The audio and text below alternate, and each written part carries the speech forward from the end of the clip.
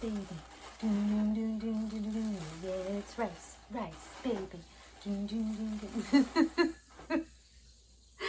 Okay, well, you know, quarantine. I'm just gonna blame it on that.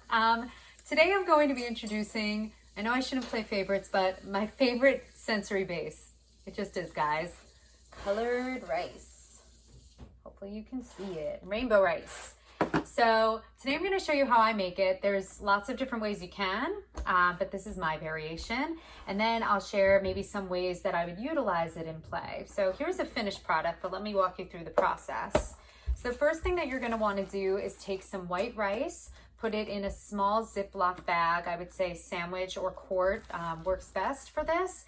And in terms of how much, I would say like maybe a half a cup. I don't usually measure it, if I'm being honest. I just kind of approximate and put a handful into a bag.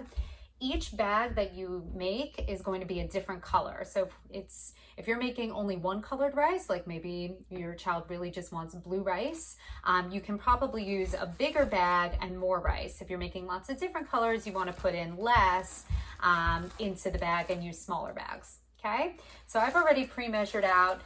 I think this is about half a cup in here.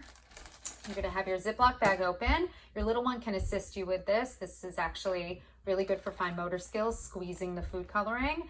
And we're gonna squeeze in a few drops. Now in terms of how much, the more you add, the brighter and more vibrant the color is gonna be. So use your discretion. For right now, I'm gonna put 5 drops in here.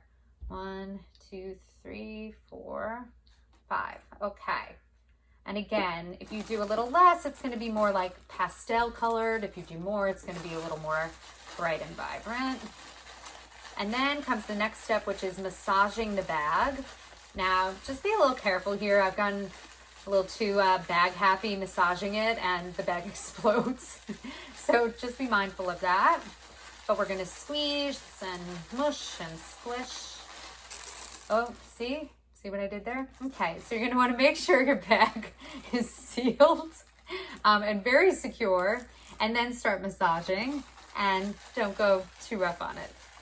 See, mistakes happen even here. All right, so as you can see, the color has moved around. Now we have some orange rice, and again, if you want a darker color orange, you just add more food coloring. The next step is going to be letting this rice dry, because if we go right into playing, it'll stain your little one's hands. And even though it's food coloring and it will come off, try to eliminate that step. So what I would do is lay this out on a plate or a baking tray and let all your colors dry. I usually do it for a couple of hours just to be safe. So let's say 3 hours. And then once that happens and you're done, you can mix all your colors together, put it in a bin like this, or a baking tray, a baking pan, maybe a bowl, and let your little one get to playing. Now, as with, I can't even help myself touching it. As with all sensory play activities that I introduce on my site, any kind of sensory play you're going to do with your little one is crucial for their brain development. It lights up all the neural pathways in the brain. It's going to facilitate with their fine and gross motor development, with their language development, with their creativity and dramatic play abilities. So there's so much that comes from such a simple activity. Just putting it out like this with some measuring cups, some spoons, even none of those tools, and just letting them play with their hands will keep your little one entertained and occupied for quite a while. Even children as young as, I would say, I don't know, 8 months, because this is, or 6 to 8 months, this is taste safe.